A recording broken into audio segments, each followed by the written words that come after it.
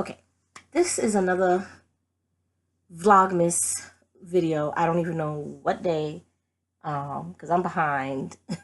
My mother-in-law came to visit this weekend, and so I didn't do any videos. Whether or not I'll catch up, who knows? This is gonna be a fly by your pants Vlogmas. Since this is my first one, I'm not gonna give myself any grief about missing any days, so it is what it is. So, and this one is going up late. It's evening. It's nighttime. So anyways, I thought I would share some books on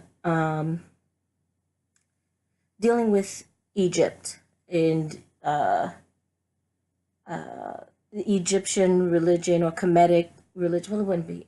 Okay, well, these books are not written about the Kemetic religion, and there's a difference. Kemetic is more traditional, as back then Egypt was known as Kemet, and so there's Kemetic religions that are more traditional or try to be more traditional in that regard. So, but this is just mainly Egyptian books and Egyptian. And I actually have more. They're away in boxes. I think maybe two I'm missing. But I'll just briefly name them. Anyways, okay. And I think I've showed them in previous videos, book videos that I have. So, you can go back and look at some of those videos. Okay, I'll start with this one. This is a dictionary of Egyptian gods and goddesses, and this is in the format of a dictionary. I guess I should start off by saying that I have these books because I honor Egyptian deities. I honor Isis and Thoth or Thoth, but I don't know. I guess I say Thoth, but I believe he's pronounced Thoth.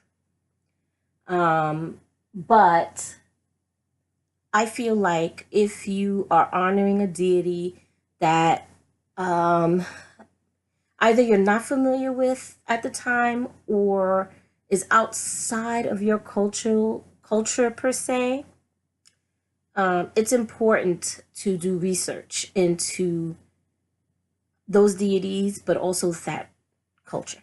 And so that's what I try to do. When I was honoring Ganesh as my main, like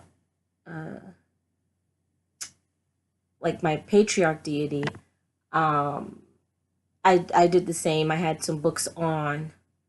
I did a lot of research on Ganesh and Hinduism, and I have some books on Hinduism, and I have a book specific to Ganesh,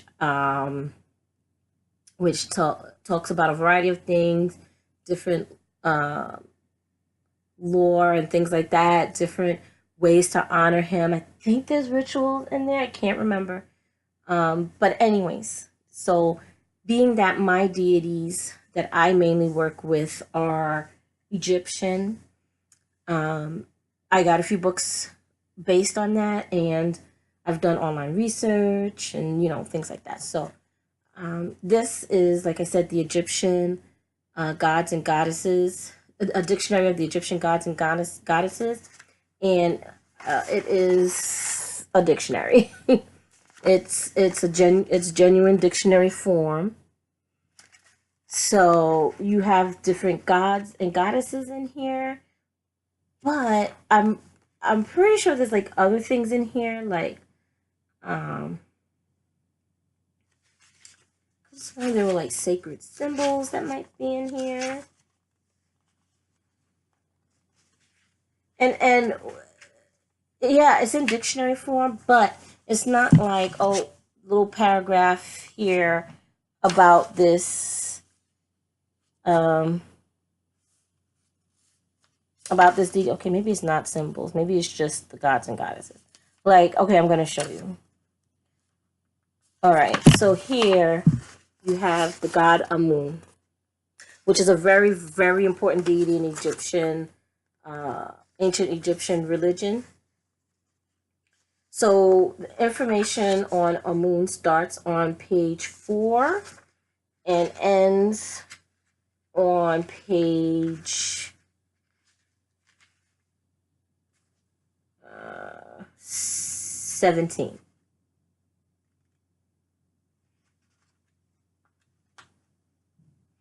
And when I say that, it's not just a moon, but there's like a moon and the pharaoh, the Theban theogamy, campaigns and victories, a moon at Thebes, the obelisk of Queen Hatshepsut,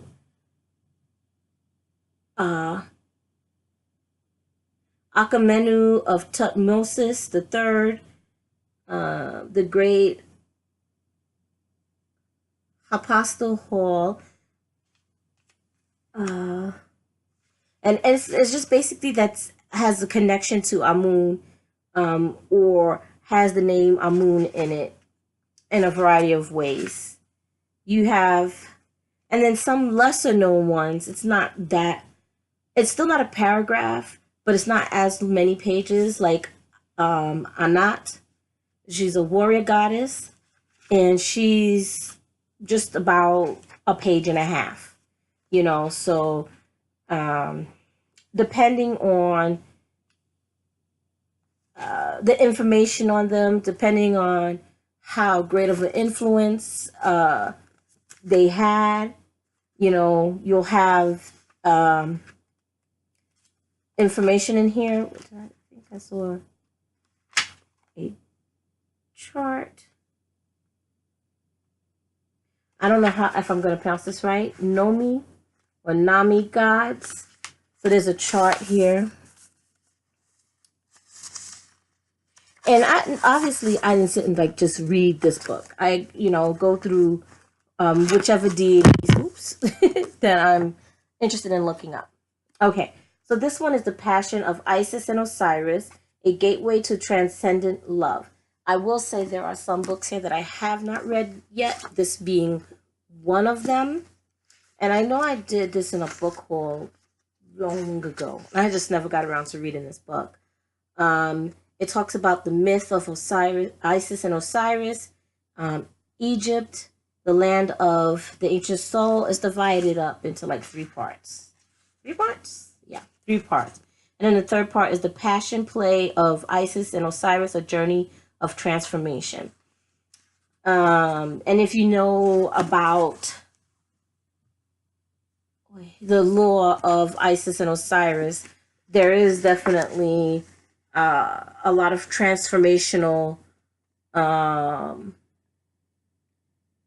situations that take place in their journey together and apart.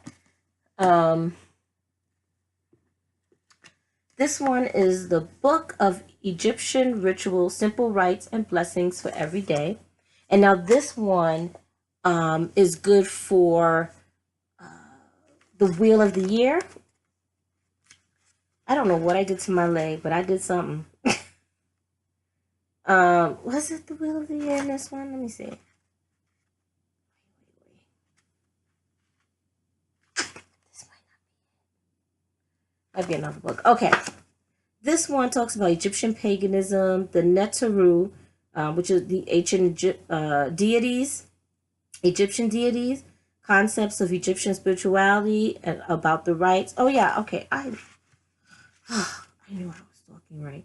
Okay, and then it gives you ways to celebrate the Wheel of the Year, but through an ancient Egyptian or an Egyptian landscape.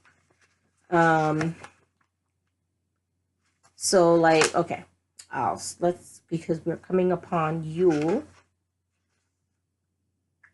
Okay, so the winter solstice, and it has the winter solstice rite, the birth of Horus. And let's see.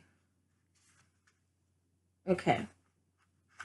And so it talks about the winter solstice, but in regards to Egyptian beliefs. So, many would compare Jesus Christ to Horus, or Horus to Jesus Christ. Although Horus would have, or the legend of Horus or the religion would predate Christianity. And so the birth of Horus would predate the birth of Jesus Christ. But there are many similarities between both Jesus Christ's birth and Horus. The fact that they're both born of virgin mothers per se, or almost like an immaculate conception, where Horus is the son of Osiris, but he was not birthed until after Osiris was basically taken apart by Set, and his, according to some lore, his body parts were scattered, and Isis traveled to collect each body part, and some say that she found everything but his phallus, and so she crafted one. I almost want to say out of gold, but don't quote me on that. But she crafted one and then, lied with him and gave birth to Horus. That's one lore. There are different versions. So in that regards, you have statuary where you see Isis with Horus on her lap. And it's the similar imagery to statuary of Mary with the baby Jesus on her lap. So there are some similarities. There are those who, would and rightfully claim that Christianity borrowed from some of these myths or from this ancient religion. So you have a little brief snippet of information about Horus, and around December 25th, which that's more of a ancient Greek, I think, Greek or Roman date given. And then you have like a ritual, and each one has a ritual with it. So you get a brief snippet of information about that. I'm going to say Sabbat, about that Sabbat, and then a ritual after. So you get information about, and in ancient Egypt, they would have referred to these deities at the Neteru. So you get little information. I think this is a pretty good book to have, especially if you're looking for a way to combine, to have like that Egyptian emphasis on your pagan practice. Okay, another book is Ancient Egyptian Magic. And this is one that I've not read entirely through as well. But there is really good information in here. I'm sorry. So you have understanding Egyptian religion and magical philosophy, ritual tools, amulets, writing and using magical script, divination, and ancient Egyptian magic. And so you have some of the tools here that would have been used in ancient Egyptian practices. And there's information on like the magical names. Especially in ancient Egypt, names had power. Names were sacred. Something is charging and it's like stopping and starting and stopping and starting. It's driving me crazy. Anyways, names were sacred. Names had power. part of that would be seen in the story of Isis and Ra, where Isis, she created this serpent that bit Ra and poisoned him. And she said, well, I can cure you, but I need your magical name. The magical name is something, it's clearly not my phone. It must be something on my husband's side of the room. The magical name was something that was sacred, that was secret. And Ra gave that magical name to Isis, and by doing that, he gave her the power, his power, his magic. And so, and to me too, names are very important to me. Names are sacred to me. So, but that's big in ancient Egypt. Names are sacred. Names are very important. You'll see that too, like in ancient Egyptian history. Akhenaten, he was not born with the name Akhenaten. He took that name when he moved away from the religion that was based around Amun at that time, through much of ancient Egypt. Around that time, Amun was pretty much central in ancient religion, and Akhenaten instead wanted to honor Aten, and so he changed his name to Akhenaten.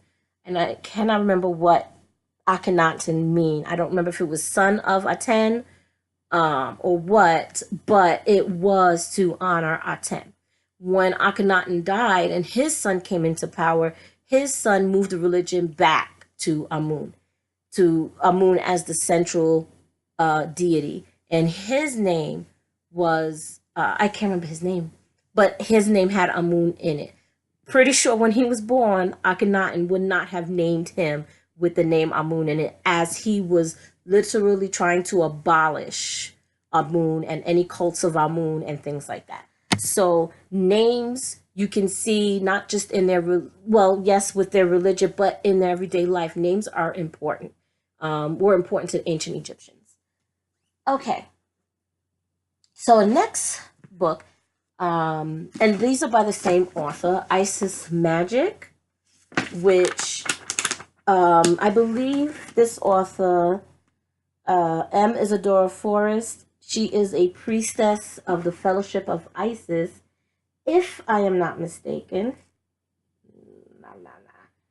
M. Isadora Forrest of Oregon has been a devotee of the goddess Isis for over 15 years. Well, from when this book was written. For over 15 years, and she is an ordained priestess of the 15,000 member International Fellowship of Isis. So, okay, there you go. She is. She regularly guides rituals in her hometown of Portland and is a trained abt in a 100-year-old Hermetic magical tradition. Isadora has also been a contributor to Llewellyn's The Golden Dawn journal series. Now, this book is out of print, this edition, and originally it was $29.95 US dollars. I got it used on Amazon. I want to say maybe I paid $40 for it, $30-something, $40-something dollars. It took months for me to be able to get this book. And I kept checking back on Amazon because it was only used at the time. And I mean, this book was in the hundreds, $100 and something dollars. And I can't, $100-something for a book. I can't do it. Unless it's like a very old, early 1900s, late 1800s, cut a book like that, I can see paying that much for. But for the longest time, it was just used and it was just so much money. So finally, it was down within a range that I could afford and justify. This is a great resource if you are honoring Isis, or even if you just want to not only learn about Isis, because this is a very in-depth book. Not if you just want to learn about Isis, but how to honor her, rituals towards Isis. There's all kinds of information. This book is Isis, okay? Isis magic. And it says, cultivating a relationship with the goddess of 10,000 names. Okay, so part one, there's how many parts? 2 parts, and there's chapters in each part. So part one, you have chapter 1 is the great goddess Isis. It talks about your basic information about Isis. I think it has her names in this one. Let me see. I don't know. Okay. Existing from the beginning, mother full of beauty. And this is about Isis as a mother, pertaining to be a mother, pregnancy, her different her different aspects as a mother, because she has a few. She has many, many aspects. And so this is about a few of her aspects as a mother, which is what drew me to Isis without knowing that's what drew me to Isis. Um, and I know I've said, oh wow, this video is going on longer than I expected. I need to hurry. Um, what drew me to Isis was that I just had my first daughter, and we just came home. I brought her home from NICU. She was in NICU for about a week, almost a week, maybe 5 days, almost a week. And I was praying over her one night, and I didn't know who to address, because typically at that time I honored the goddess and the god, the Lord and the Lady, no specific deity, and then it just came to me, Isis, and so I prayed to Isis, and from then on, so for like 9 years, 8 years,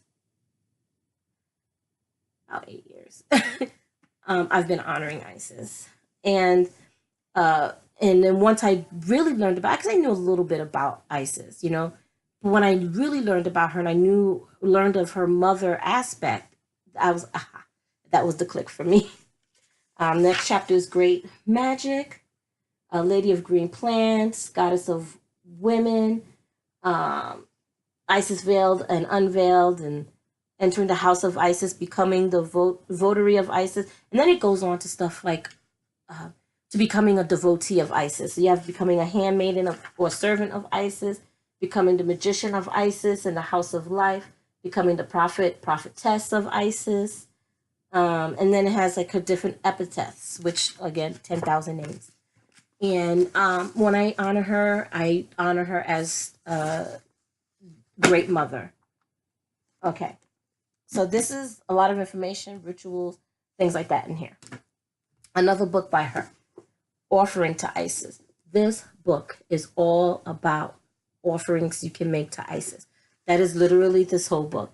This book didn't cost as much. This one, I wanted to say, they did come out with a second edition.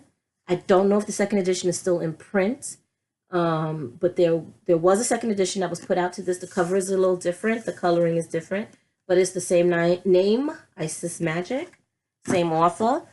Again, this one is all about offerings. That's all this one is. And I mean, it has offering rituals in here. Let's see. I highlighted a little bit here and there.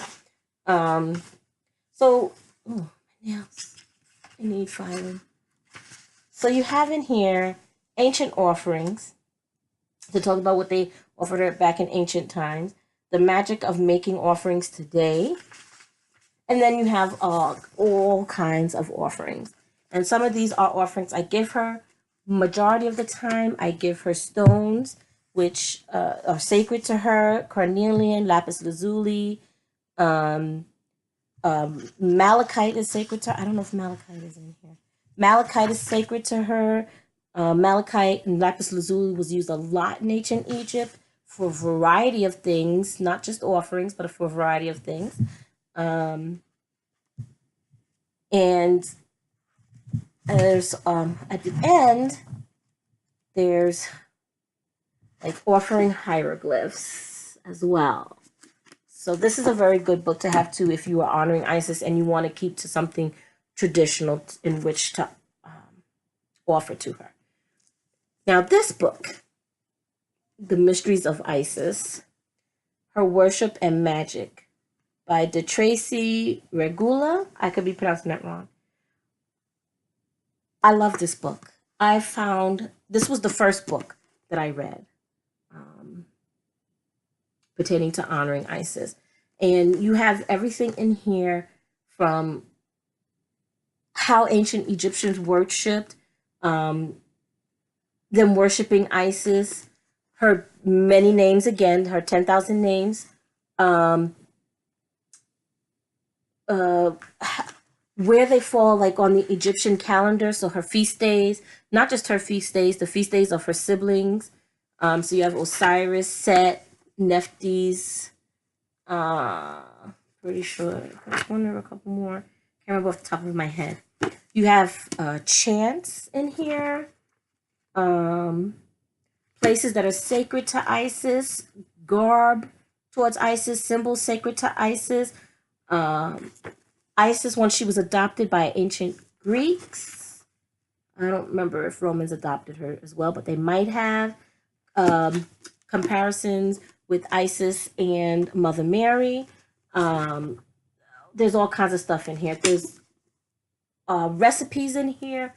If you want to know how to make kifi incense, that's in here. That's another thing that I offer to Isis is kifi or kefi or however you want to pronounce it. I say kifi incense.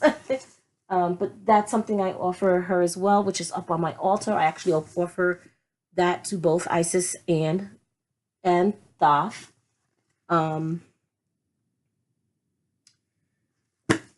Connections between Isis and other Egyptian deities, their relationships, let me say. Also, there's a big connection between Isis and Hathor, somewhere, I think, was it Hathor, Isis that adopted some of Hathor's attributes. There's a lot of information in here. I love this book. I have read it many times. It is a great resource. I don't know how well they rated it on Amazon.com, but for me, this was an invaluable resource in understanding Isis worship. Two other books. One is I can't quite remember the complete. Oh my gosh, I think it's like the complete guide to ancient Egyptian gods and goddesses. If I can find a link to it on Amazon, I don't know if it's in print anymore. If I can find a link to it on Amazon, I will link it. At the bottom in the information box, it is a textbook. It's in textbook form. So this is a scholarly work. And it's all about, it's not just about ancient Egyptian deities though. It is, let me see if I can find it while I'm talking to you. It is a great source of information on Egyptian history as well. Again, I feel that it is important to know not just about these deities, but about that culture in which they were from, in which they thrived in. I think that's very, very important because I feel like, okay, it is called The Complete Gods and Goddesses of Ancient Egypt. I feel like that to understand that, it's not in print anymore, but they do have it used on Amazon and not for a whole lot of money. Let me just read you like a synopsis of this book, a brief synopsis because it's quite long. The lives of pharaohs and commoners alike were dominated by the need to honor, worship, and pacify the huge pantheon of deities. From lavish tomb paintings, and there's a lot of pictures in this book as well. basically pictures you would find in a textbook, because this is really textbook format. Uh, from lavish tomb paintings and imposing temple reliefs to humble household shrines, countless tributes throughout Egypt reflect the richness and complexity of their mythology. This book examines the evolution, worship, and eventual decline of the numerous gods and goddesses, from minor household figures such as Bes and Tiweret, and I'm 100% certain I'm pronouncing that wrong, to the all powerful deities as Amun and Rethat, made Egypt most completely a theocratic society of the ancient world, and made Egyptians, according to Herodotus, Herodotus. Oh my gosh. Okay, I'm sure you know what I'm saying. More religious than any other people. So it talks about the rise and fall of the gods, the nature of the gods, worship of the gods, kingship and the gods, because you could not be made pharaoh without the blessing of the gods. Isis is also known as the kingmaker, the many faces of the divine. So yeah, this is a great book to have if you want to study ancient Egyptian religion. Also, a great book is Daughters of Isis. Again, it's packed away in another one of my boxes. I have not unpacked all my books because I have nowhere to put them, so they're still in boxes. But Daughters of Isis is a wonderful read, and it talks about the women of ancient Egypt. There are pictures in there. There are pictures of stoneware, pottery, I want to say maybe tombs, things found in pyramids, things like that, reliefs. And this is an excellent read. You will learn the life, and it's the everyday life of women, from the queens to pharaohs, because it does talk about Hatshepsut, who did become a pharaoh. Um, in her own right, she became a pharaoh. To everyday women, priestesses, slaves, everything. This is an excellent book, an excellent book. So if you want to know about women in ancient times, in ancient Egyptian times, I highly recommend this book as well. Okay, so that is it. Long, long video. Thank you for watching, and blessed.